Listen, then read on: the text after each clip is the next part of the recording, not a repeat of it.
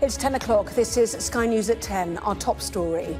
A family's tribute to the light of their lives, 15-year-old Elianne Andam, who was stabbed to death on her way to school. As those who loved her visited the scene of the attack in Westminster, a row over funding to prevent knife crime. Also tonight. I'm sorry for demeaning you in that way, however angry I am with you still. A sacking and a formal investigation by the media regulator after the misogyny row at GB News. Wait, madam. Do anything. Okay, calm down. No, he's just entertained. Body cam footage of the moment sprinter Bianca Williams is stopped and searched is played at a police misconduct hearing. A 16-year-old boy is arrested after one of the UK's most celebrated trees was chopped down overnight. Plus, welcome to another year at Hogwarts. A brilliant, magnificent trickster tributes to Harry Potter star Sir Michael Gambon, who has died at the age of 82. And we'll take a first look at tomorrow's front pages. That's coming up in our press preview from 10:30.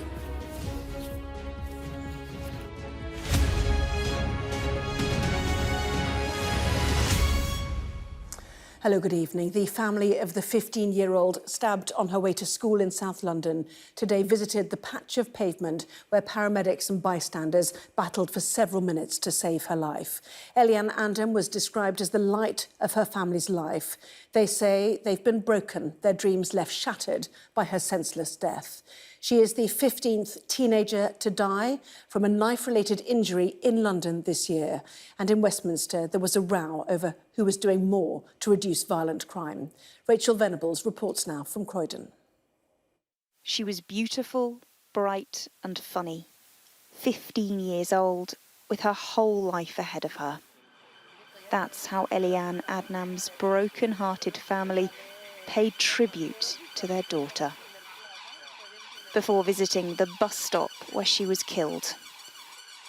Our hearts are broken and we are overwhelmed by sorrow and grief. Our faith in the Lord is strengthening us. We would like to express our gratitude to those who have taken the time to send us thoughtful and compassionate messages and prayers. Dozens had turned up for a vigil for the schoolgirl. It is heartbreaking to us as a community. We have tried hard over the last few years to eradicate and try and minimise knife crime, and we're relentless and we will not stop in our pursuit. Every mother, every parent, every father, when your child goes to school, you fully expect that they will return. I cannot imagine what it must feel like to not have her returned. Even before the vigil started, emotions here have been running high all day, with people arriving to lay flowers and pay tribute to Eliane, including those officers who were first on the scene yesterday and who fought to save her life. Meanwhile, their colleagues have continued searching the area for evidence, and they've been given extra time to question the 17-year-old boy arrested in connection with this. With this tragedy, focus turns yet again to the huge challenge of tackling knife crime in this country. There were more than 50,000 knife crime offences in England and Wales recorded in the 12 months to this March. The Met Police say more than 14,000 of those were in London. And Croydon was one of the worst affected areas, with more than 700 offences recorded. Talisha Goupal's campaigned against knife crime ever since her brother Jermaine was stabbed to death in 2017. But she wants the government to do much more. It's not just about funding, it isn't just about money, but it is about them putting policies in place. The same way they took Brexit seriously is the same way we need to take this seriously. Because I guarantee if it was any one of their children, it would be a different story. Eliane should now have been preparing for her GCSEs, but instead, a whole community now grieves for her. Rachel Venables, Sky News, Croydon. Well, live to Westminster and our political correspondent, Amanda Acas. And Amanda, those emotional scenes, that vigil held by the family, and yet a war of words between the government and the Labour Mayor, Sadiq Khan. Yes, indeed, a pretty unedifying row has really broken out today over who bears the most political responsibility for the spread of knife crime in London. It began this morning on Sky News when the Roads Minister, Richard Holden, accused the Mayor of London, the Labour Mayor Sadiq Khan, of not being solely focused on reducing crime in London because he's distracted by ULEZ, the controversial policy to reduce the number of polluting older cars in London. Now, this is a topic that normally the Tories are very keen to attack Labour on, but in the circumstances, even a former Conservative minister tonight, Lord Vasey, described those comments as fatuous.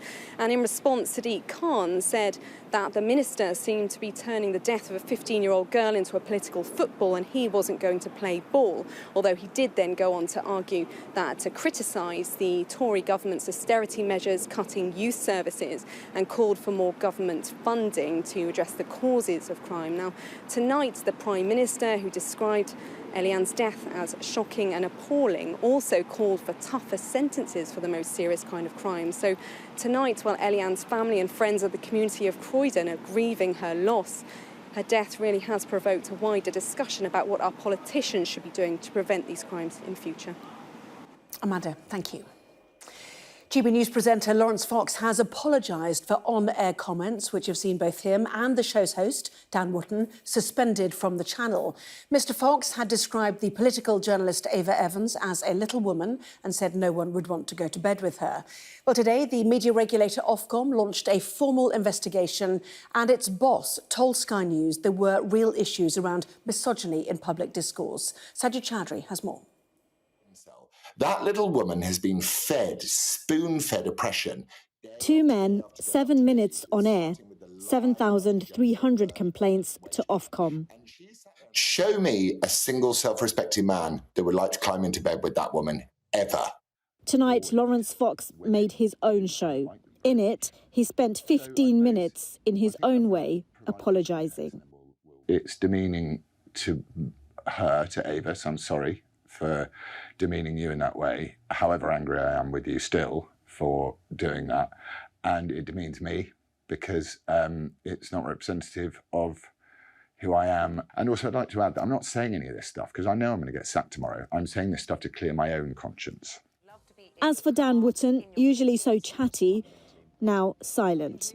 2 days since we last saw him on air, more than 24 hours since he tweeted, and now, over a month after his last column for the Mail Online, he's been sacked. The newspaper group had already suspended Wootton in August. That was over allegations he'd used a pseudonym and offered money to colleagues for sexual content. Wootton had denied the earlier allegations and has apologised for this latest affair. The Mail Online sacking might put pressure on bosses here at GB News. Yesterday, they suspended Dan Wootton and Laurence Fox, but didn't go as far as sacking them. The channel has apologised and promised a full investigation. Also investigating is the broadcast regulator Ofcom. We know that, there are real issues around misogyny more widely in our public discourse. So there are definitely wider issues here. But our job is to make sure, after programmes have aired, that we look at all the facts and that we act in a way that's in accordance with our processes and with our rules. Laurence Fox predicts he'll be sacked by GB News before the week is over. The damage he's done to the channel looks set to outlast him. Sadia Chowdhury, Sky News. A Team GB athlete has recounted the moment she was stopped, searched and handcuffed as she gave evidence in a police misconduct hearing. Bianca Williams was in tears as she watched police body cam footage from July 2020. But she denied suggestions that her partner could have acted differently to avoid police attention, insisting that he can't change the colour of his skin. Matthew Thompson reports. Come on, get out of the car. Precinct Frank's not There's a baby in the car. There's a baby in the car. Racial discrimination or good police work. This is the moment that British sprinter Bianca Williams, her partner and 3-month-old baby were stopped and searched by police in July 2020. He's just been detained for a search. That's why you touched me, my son. Search. Okay, madam, calm down. We're going to look after your son. I don't want it's okay. My son is okay, get up. Detained in a Section 1 of case for a search for weapons. It prompted a national outcry as she accused the police of racism. Today, Miss Williams arrived to give evidence as 5 of the officers involved are facing gross misconduct proceedings. At the heart of this case are 2 radically different interpretations of the same event. Bianca Williams argues that her family were just driving home when they were stopped and searched for no other reason than the colour of their skin. The police officers, on the other hand, say that the car was being driven erratically, that it sped away from them, giving them cause for the stop. Detailed body cam footage was played as the officers' lawyers tried to get Miss Williams to accept that the car failed to stop, like here, or that her partner, Ricardo dos Santos, had driven dangerously, cutting a corner here. Miss Williams replied, "I believe he made the right decision. I don't know anybody who lives on that road. If we'd both got out of the car, anything could have happened. He pulled up outside our house." Asked whether she and Mr. dos Santos had ever discussed whether he might do anything differently to stop being repeatedly pulled over by police, she replied, "No, because he can't change the colour of his skin." She became visibly emotional as footage of the moment itself was played out. Relax yourself. Police station. What the you guys do it for what reason? You've avoided police. What do you mean I avoided police? You meant stop following me for what reason? The careers of the officers are in the hands of the panel chair. She has plenty of video evidence from which to draw her conclusions. Matthew Thompson, Sky News. There was no smoking gun in Washington today as Republicans leading the impeachment inquiry of US President Joe Biden detailed their case against him. The committee heard about foreign payments made to members of the Biden family, but no evidence about how Mr. Biden benefited personally. Our US correspondent James Matthews is in Washington. And James, some counter to this from the president this evening. Hi, Anna. Yes, in a set-piece speech, President Joe Biden warned of a danger to democracy from his Republican opponents, not for the first time, painting them as reckless and radical. Republicans, for their part, used an impeachment inquiry hearing to offer a characterization of their own, of him, as a corrupt politician who they say used his influence in the family name to line his own pockets. The accusation is that when he was vice president and his son Hunter was traveling the world making business deals in different countries, Joe Biden played an active role, participated in phone calls, made decisions to benefit his son and his family financially. They are allegations, big allegations, that reek of corruption. They would reek rather more if there was hard evidence behind them. Democrats are quick to point out that there is no such hard evidence. It's been acrimonious inside that inquiry hearing. Let's give you a flavour of it in this exchange between the committee chairman, James Comer, and the Democrat, Jamie Raskin. I'd like to ask for a recorded vote on that, Mr. Chairman. This is on the subpoena of the 2 key figures, Rudy Giuliani and Lev Parnas. Key figures for what? But in your theory about why President Biden should be impeached, I think this is going to be an informative hearing for you, Mr. Raskins, because we're going to present evidence. What evidence? There's no evidence witnesses. There are no fact just witnesses. Sit back and let the American people see the hearing and let the American people decide. All right. Now look, you've gone over your time. We're going to have we're going to go by the rules here. Okay. Okay. Motion. And I'm glad you brought the box of bank statements. If we had a box of all the foreign money the Bidens took, it would have reached to the ceiling. Yeah. It is an impeachment inquiry. It's about high crimes and misdemeanors. It's also, of course, Anna, about politics. Republicans are acutely aware that the more they throw the spotlight onto Joe Biden and suggestions of corruption, the more they create an equivalence, false or not, with the legal troubles of their guy, Donald Trump. As a campaign strategy, it's not the worst they could come up with. James, live there in Washington. Thank you.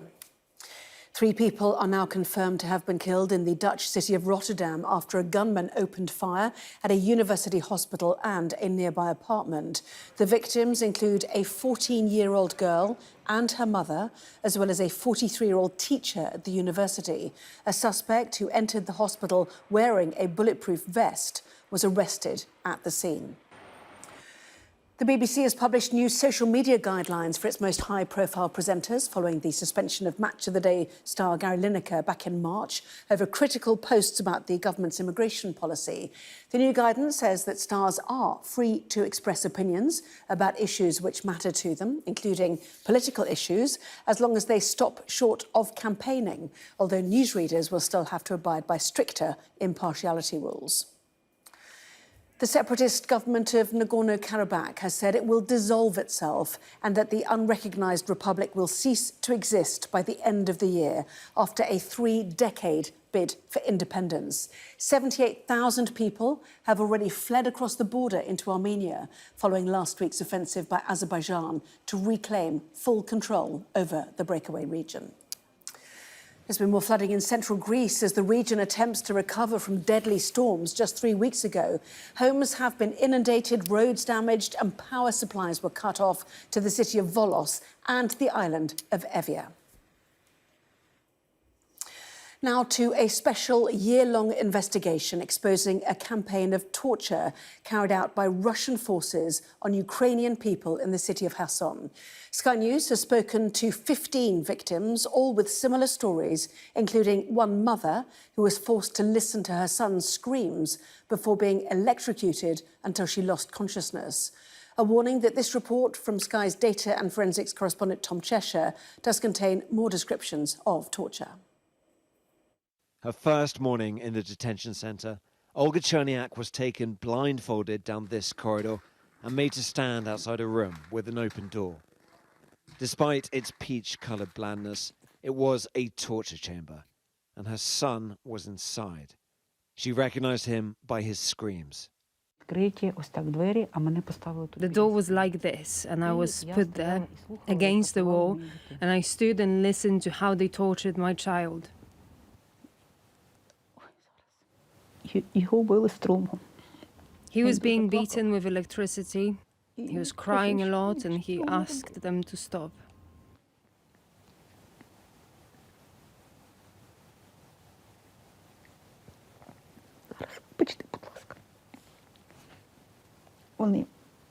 He said he would tell them everything they wanted. Then it was her turn. The Russians applied electric shocks until she passed out. When she came to, they started again. This was the detention centre on Teplina-Hertikov Street in Kherson, southwest Ukraine. Svetlana Shakailo was also kept there. Every day. There was not a single day without shouting, moaning, crying, begging to stop. This was in the cellar, outside, in the rooms. We heard all of this. And we realized they heavily tortured our guys who got there. Olga and Svetlana met inside. They would be detained for 280 days. 9 months, but years' worth in the physical toll. Their friendship kept them alive. The Russians occupied Kherson for some 7 months. During that time, they constructed a network of detention centres. This was where Olga and Svetlana were kept. There are another 5 in the city centre, and 26 in total throughout the wider Kherson region, mapped by the Media Initiative for Human Rights, a Ukrainian NGO. Sky News has worked with them as part of a year-long investigation into war crimes in the region. We spoke to 15 detainees, using official documents and open-source imagery to verify their accounts. What they describe is a systematic campaign of torture. As soon as you have war crimes being committed within a widespread or systematic attack on a civilian population, you are well within the territory of crimes against humanity, and that's what happened in Kherson. Olga eventually returned to Kherson. She went back to the detention centre and sent us these videos of the walls, the cells, where she endured the unendurable. We asked the Russian government to comment on our allegations, but received no response. Now free, Olga and Svetlana still lean on each other, just as they did in captivity. In the morning, they text each other. We do it every day. We don't forget. Svetlana sends me a good morning, and I put a heart. These people, our family has just become larger. People we communicated with whom we survived all of this tragedy. I said that they are our family. Tom Cheshire, Sky News. Now, it's one of the country's most photographed trees and has stood in a dramatic dip in Hadrian's Wall for nearly 300 years.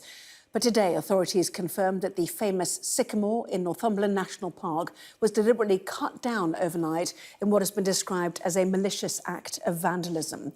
A 16-year-old boy has been arrested. Fraser Maud has been to the site where it once stood.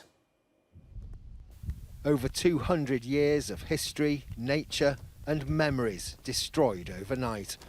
The tree that gave the Sycamore Gap on Hadrian's Wall its name was one of the most photographed and iconic in the country. Now it's just a stump. It's an emblem of northeast of England, it's an emblem of Hadrian's Wall. I think the number of people that are here now that have come along since words got out this morning, it's an integral part of this part of the world, and we've all lost something here. As well as being an inspiration for artists and photographers, the Sycamore Gap tree has been the setting for everything from marriage proposals to the spreading of ashes to blockbuster films. It's a joke. Using a bit of Hollywood geography, Kevin Costner's Robin Hood passed the tree I am home! on his way from Dover to Sherwood Forest. Sadly, it seems that the Sycamore Gap tree will never be replaced. The National Trust have tried to grow more sycamores here over fears that something might happen to the original one. But all those attempts have failed, either because of wild animals, livestock, or the elements. Its destruction has left those who come here depressed, angry, and confused. I'm quite heartbroken. Yeah, it's just a really sad day. It's just a mindless act, but a lot of sorrow for a lot of people, and a lot of memories for a lot of people who are just going to be forgotten. Despite the crime happening in such a remote location and in the middle of the night, within hours the police made a breakthrough, arresting a 16-year-old boy on suspicion of causing criminal damage. I'm really pleased that Northumbria Police have made an arrest. Obviously, they understand the real strength of feeling. A lot of people have this image in their home, in their life and in their heart. And that sounds emotional, and there will be people watching this who think it's just a tree, but it's not just a tree. It's a part of our identity. Northumbria will always have a spectacular beauty. But after 2 centuries, a little bit of that beauty has gone. Fraser Maud, Sky News at the Sycamore Gap. Labour was today accused by the Prime Minister of trying to punish parents with children in private education. That's after the party confirmed overnight that it would allow independent schools to keep their charitable status while making them pay VAT and business rates to raise £1.7 billion. But that amount has been described as a drop in the ocean, as Sky's political correspondent Tamara Cohen reports. It's schools like LVS Ascot, costing thousands of pounds a term, that Labour have in their sights. Pupils enjoy the best facilities and class sizes of just 20, with plenty of room for individual attention. Labour say these schools should be paying more tax, VAT at 20% and full business rates. The head teacher says if fees go up, some pupils would have to leave. Why should an expensive school like this get what's effectively a tax break? It's not a tax break because parents they've already paid their taxes for state school places, so that really shouldn't they have some relief from it as well? And I think parents have a right, and children have a right to a good education, especially those children where they need maybe some special needs, or they have a particular talent as well. So they have a right to choose their education. Schools are looking and working with tax specialists to ensure that there's minimum damage, a minimum that we pass on to our parents in the future. So you won't go down without a fight? No way. Bring it on, Mr. Starmer. Michaela, whose teenage daughter goes to the school, is worried about the impact. We don't have an extravagant lifestyle. We're not out every night of the week dining out. You know, we are just what I would class as a very normal family. But yeah, you make sacrifices that the money we earn goes on school fees. Labour say the policy would raise up to £1.7 billion. Private schools say the policy could raise a lot less money if significant numbers of pupils leave schools like this one and have to be educated in the state sector instead. No one knows exactly how many parents will make that choice, but it will have an impact on whether Labour's numbers add up. Labour had initially wanted to stop private schools registering as charities, but now say that's too complicated and just hiking their taxes would be quicker. Ending VAT is something that can be done quickly, and that money then can go into the state sector. The vast majority of children in this country go to state schools. We want every state school to be excellent, and that's why, by ending the tax loopholes, the VAT and the business rates for private schools, that money can go into those state schools. Independent experts say it should raise the amounts Labour suggest.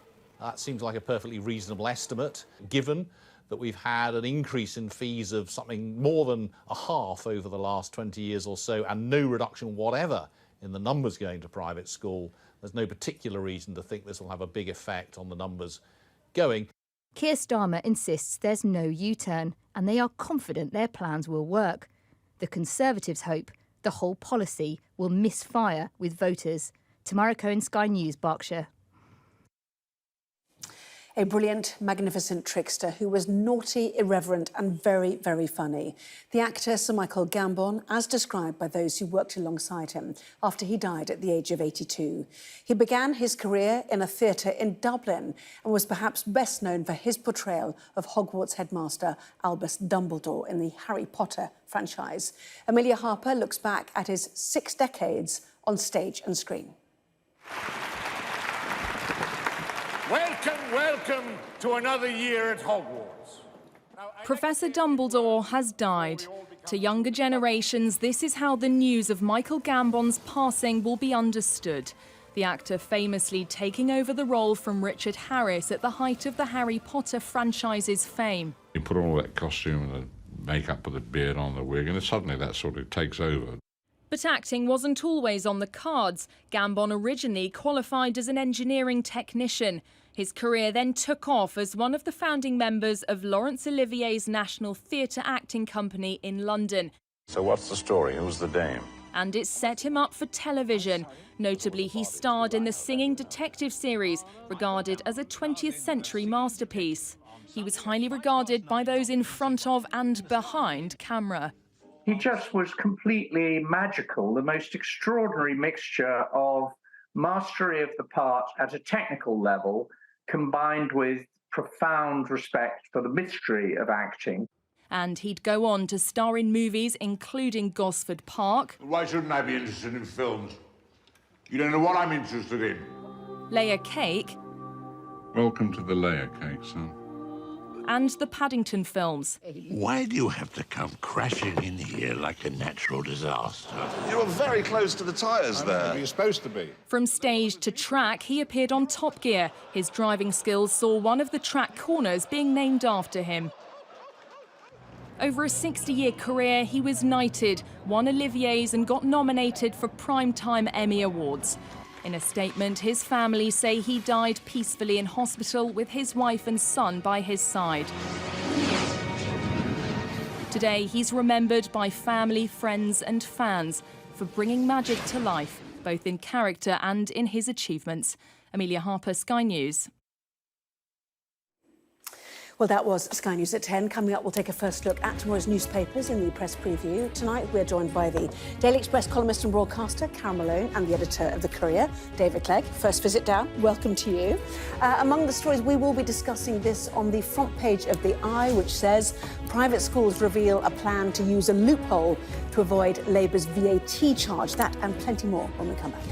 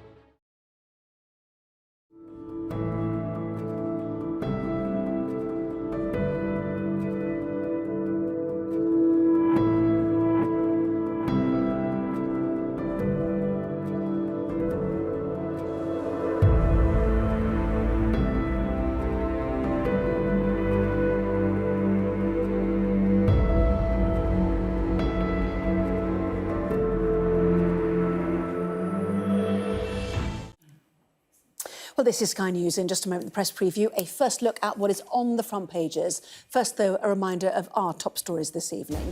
The family of 15-year-old Eliane Andam, who was fatally stabbed on her way to school in South London, have described her as the light of their lives during a vigil in Croydon. GB News presenter Laurence Fox has apologised to Ava Evans, the journalist he made misogynistic comments about, on the channel on Monday. Ofcom has launched a formal investigation into the incident, which saw both Fox and co-presenter Dan Wootton suspended by the station. And 3 people have died, including a 14-year-old girl and her mother, after a lone gunman opened fire in a hospital and a nearby apartment building in the Dutch city of Rotterdam.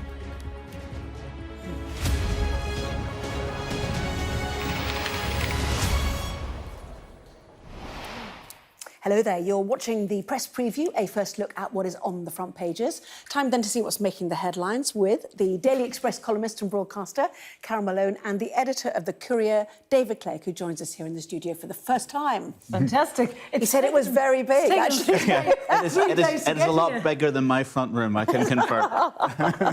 Well, a welcome break from that for you anyway. Lovely to have you anyway.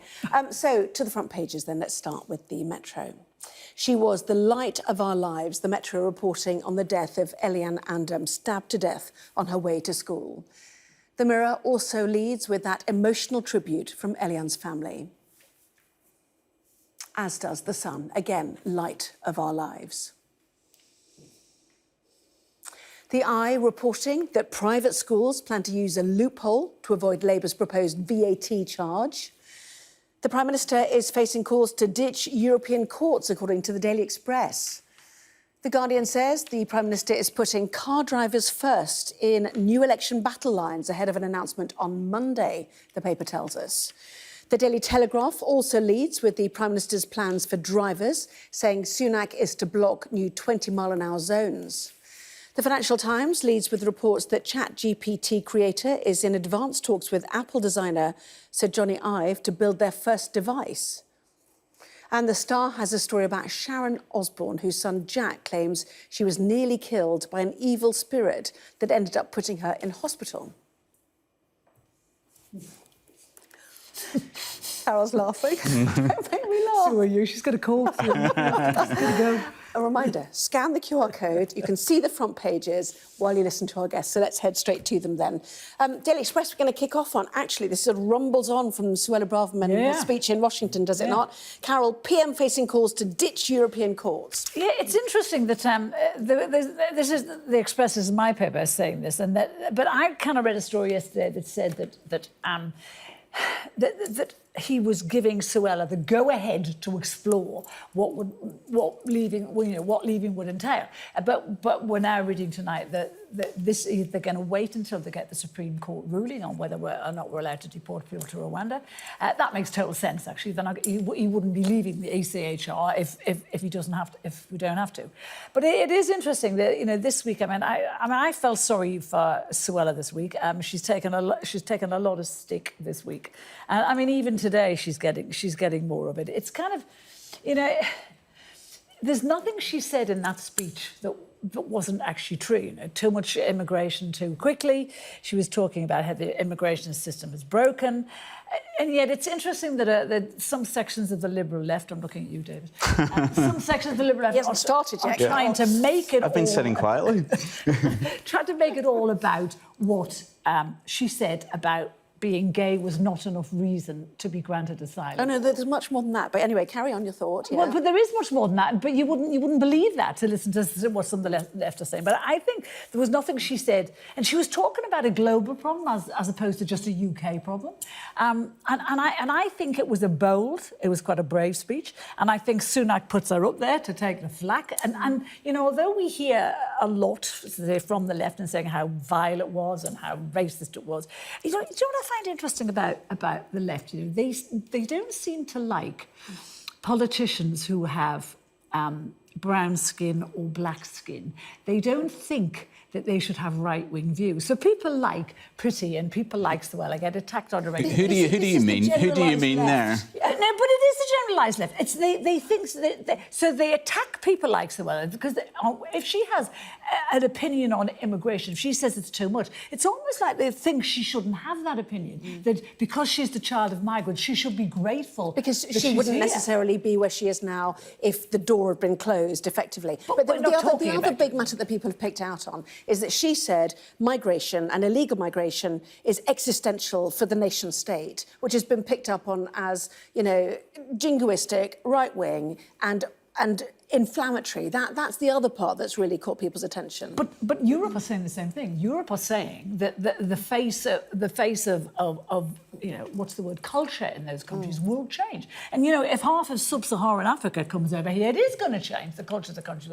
This is a worldwide problem, and it's a problem that's worrying not just people in the UK, but people in Europe and in the US. Well, yeah. I think there was a lot of generalisations about people and Europe's view and the left's view there, and I think the point about this particular issue about the court is that the political imperative that he has is that he has said he's going to solve the migrant crisis. They've put all their chips in this plan that, to me, seems a logistical nightmare. Nobody's particularly convinced that it would work, even if it gets a go-ahead. And so there's a lot of different audience in play there. There's the right-wing Tory MPs that just hate that court existentially, just don't want to be part of it, and they're agitating about this. Because it was separate from the European Union and feels still like a hangover of the sovereignty requirements of this nation. They both have Europe in their name, so they feel they should be together. But on top of that, there's also the political problem. The public are quite keen to get this migration crisis solved as well. I mean, there's no doubt that there is an issue there. We're at 24,000 this year, on target to take over last year's record figure, I think. All he's got is the Rwanda plan, and that distracting them by blaming it on the court, having this type of discussion where I'm not sure that he was using Suella Braverman to take the heat, but certainly there's been a fairly, seeming to me, tactical deployment of her speech to cause that uproar, and then a focus now that seems to be on the court. But none of this is going to solve the problem, the essential problem. I think it will help solve the problem, because I think if the Supreme Court ruling goes the right way for the government, you know, we're not going to be shipping off tens of thousands of people, flying off, I should say, tens of thousands of people. It's going to take 3 or 4 flights. This is a deterrent. This is to stop people getting on the boats in France. And I think if people aren't going to pay $4,000 to get over here, if the minute they get here, they're going to be flown to Rwanda. Yeah, I know that the Times is reporting tonight that Suella Braverman is facing a cabinet backlash, they say, over her threat to pull out or pull the UK out of the European Convention on Human Rights after warnings it could actually undermine a Supreme Court hearing on the Rwanda policy. So don't run until you can walk is probably what nothing is. She's not going to threaten to pull out before the Supreme Court ruling. That's going and it shows that the Conservative Party are split in that as well. There is some people within the Tories that hate Suella, basically, and they hate her attitude on immigration. But, you know, I think there's nothing she said in that speech and nothing that went down badly in Washington that wasn't true. It is a worldwide problem now. Look at Lampedusa last week. 11,000 people arrived there in 5 days in a camp that's destined to take 500 people. But that is your truth, isn't it? There are many people who think more people should be allowed in this country if they're genuine asylum seekers. But I'm going to move on. Do you mind? That's another argument if they're genuine asylum seekers. To the Eye, day 4 or 5 of this story for them, the idea of Labour's policy on private schools and if there's wriggle room for the schools here. David? So my main thought on this is the private school issue seems to really emotionally resonate in a way where it's important. But you've mentioned the Eye's coverage of it. They've been banging on about it all week. Now, the issue here is what are the technical details of how the Labour Party are going to do this. We've seen they've moved away from charitable status. They're now talking about taking away the VAT exemption. What the Eye is suggesting in its front page tomorrow morning is that head teachers are urging parents to pay their fees up front for years in advance, so that way they will get away without having to pay this extra charge if the Labour Party is elected. Now that, as well as being quite a fly move, it also suggests there's it's also crediting head teachers with quite a lot of strategy there. The other issue is that one of the defences we've had for the not so much the charitable schools, but the VAT issue is that it isn't just the super rich. It's not just Eton. Yeah. There's middle class, more modestly well-off people that want to give their children a better start in life and are taking up these schools, and they should be supported in doing that. That argument is separate to this. But what I think is certainly the case is if it is right that this is what the schools are suggesting, nobody of modest means is going to be able to pay up front for 7 years of schooling or something like that. So if this is where the argument's going, it does suggest that there's a level of manipulation in that sector, and that maybe that suggests that the Labour Party are right to be thinking, well, what is fair for the private school sector and how much should they be paying their way as if they're any other institution? I think some of the stuff Labour is currently doing, some of the kind of policies that they're chucking out, I mean, it's almost like they want to lose the next election, because this is going to alienate every single family who've scrimped and scraved and not had holidays and not bought new cars and not gone out to restaurants to send their kids to a private school, because, not because they're snotty, not because they're elitist, but because the state school in their area is not very good. It's overcrowded, it's not working properly. So they use every penny they have to send their kids to a private school. And here's Keir Starmer, the man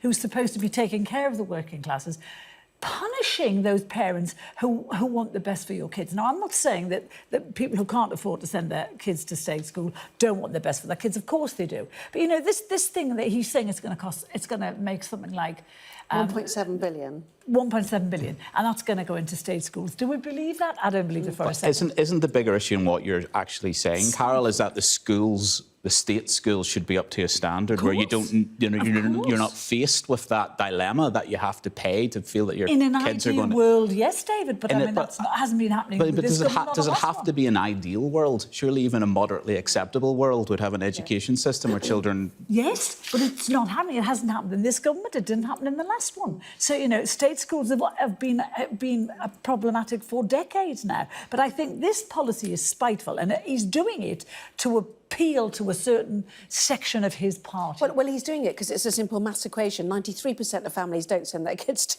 to private schools. So, you know, that's 93%. No, but this is going to hurt. This is going to turf a lot of kids back into the state system where their education is going to be disrupted and probably will never recover. Okay. And that's not good. I think it also, just one final thought on it, it does show that this is... If you believe that the policy is right, that private schools should be paying more, it does look like it needs to be a more sophisticated implementation, because that's not going to affect Eton. But there's plenty of smaller independent schools that could really struggle. Yeah. Lead story for The Guardian, and I think The Telegraph is what are we going to do about putting drivers first? This is the sort of the tone in The Guardian. Put drivers first. The interests of millions of car owners will go before other policies. And then The Telegraph is talking about the 20-mile-an-hour zones, which Sunak will block new ones. That's what The Telegraph's saying. All ahead of the conference, we understand, on Monday, David.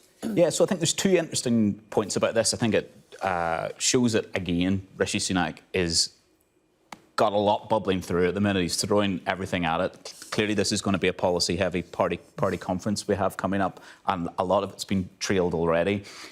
What strikes me about these particular policies that are being trailed in both The Guardian and The Telegraph tomorrow, which is in particular clamping down on what leeway councils have to implement 20-mile-an-hour zones, to implement what kind of revenue they can drive from traffic infractions, speeding penalties, all this type of thing. Bus lanes is another one. Now, you can see how, if you're a Daily Mail reader who thinks there's a war on the motorist, this is all good red meat for those voters. But it's going to put them at war with some of these local councils who like to have their autonomy on these issues, don't like being told by central government whether they're a Tory council or not, and also depend on a lot of the revenue that they make from some of these things to just fund their basic services.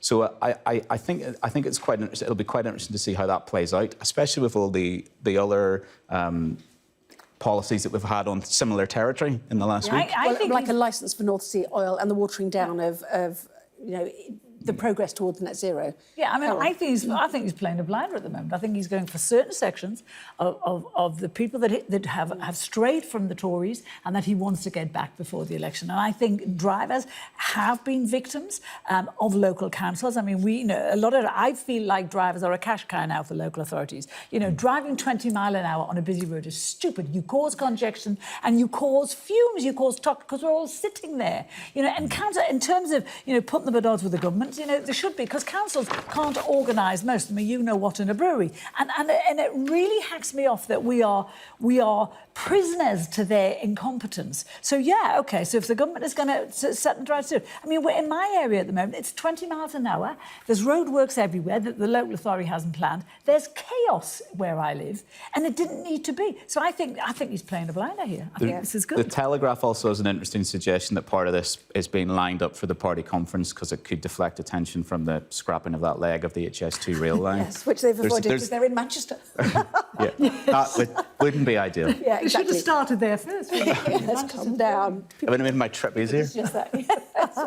Anyway, lots more stuff to come, including we will be looking at the tributes to Sir Michael Gambon, including this one inside the Metro. There we are, back in a moment.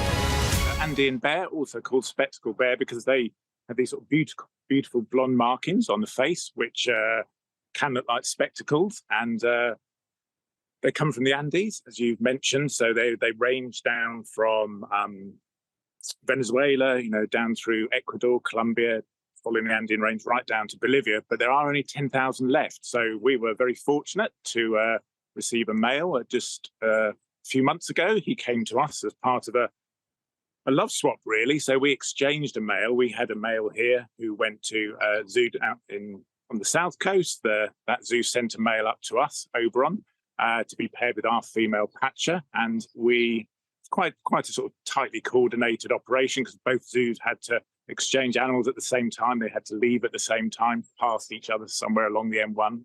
And he's here now and paired with Patcher, and we're awaiting the pitter-patter of tiny bare feet at some point in the future.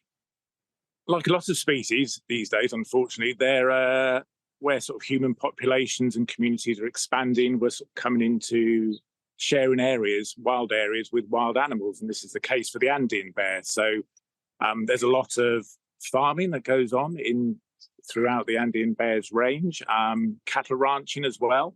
And inevitably, you know, these animals in the wild would eat a sort of variety of vegetables, cactus, flowers, bromeliads, things like that. But if they come across a cornfield, that's an absolute bonanza. You know, they'll have a field day, literally.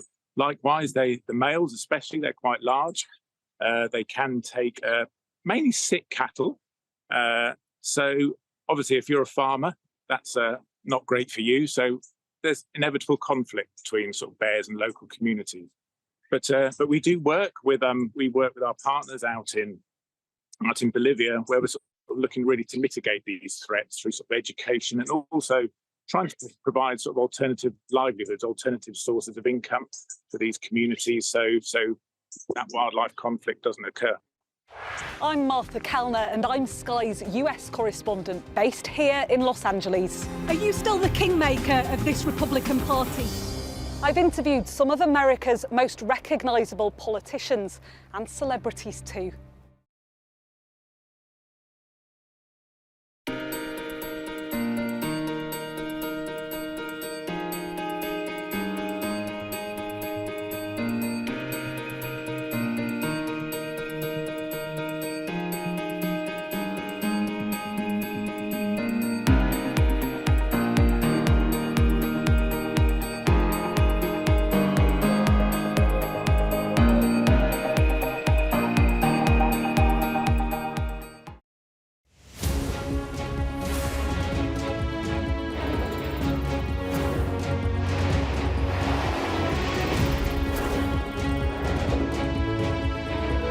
Five of us have made it out of the car.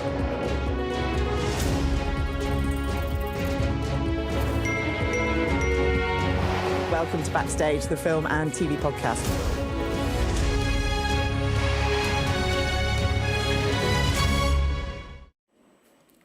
Hello there, welcome back. You are watching the Press Preview with me once again, the Daily Express columnist and broadcaster, Carol Malone, and the editor of The Courier, David Clegg. Welcome back to both of you. Carol, let's look at the Daily Mirror, shall we? One of a number of newspapers focusing on the stabbing that we saw in Croydon of a young girl whose life was taken as she went to school.